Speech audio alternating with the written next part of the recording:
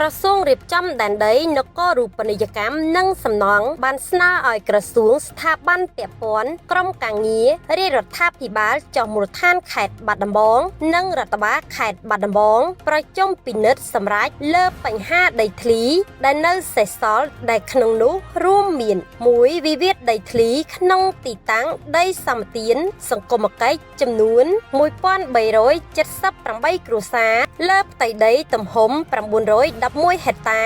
មានទីតាំងនៅឃុំបឹង5ស្រុកបវលខេត្តបាត់ដំបងរួមមានកអតីតកងកម្លាំងប្រដាប់អាវុធនិងគ្រួសារទំហំ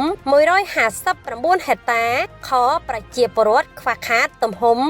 752ហិកតា2វិវាទដីធ្លីរវាងប្រជាពលរដ្ឋ288គ្រួសារជាមួយឈ្មោះសង្ថនស្លាប់ឈ្មោះតុនប៊ុនធឿនឈ្មោះប៉ែនកេឈ្មោះយាយវឿននិងឈ្មោះលឹមនិវឌ្ឍនៈស្លាប់លើដីទំហំ612ហិកតាស្ថិតក្នុងភូមិសាស្ត្រឃុំបឹង5ស្រុកបវលខេត្តបាត់ដំបង3វិវាទដីធ្លីអតីតដីគម្រោងសួនច្បារព្រែកព្រះស្ដាច់ស្ថិតនៅភូមិចំការឫស្សីភូមិ13មករានិងភូមិអូខ្ជាយសង្កាត់ព្រែកព្រះស្ដាច់ក្រុងបាត់ដំបងខេត្តបាត់ដំបង4វិវាទរវាងឈ្មោះច័ន្ទហឿងជាមួយឈ្មោះលឹមទាលេងហេនហឿននិងប្រជាពលរដ្ឋដណ្ដើមសិទ្ធិលើដីទំហំ159ហិកតាកើតឡើងក្នុងឆ្នាំ2007ស្ថិតនៅឃុំទឹកផុសស្រុកកោះក្រឡខេត្តបាត់ដំបង5វិវាទដីធ្លីទំហំ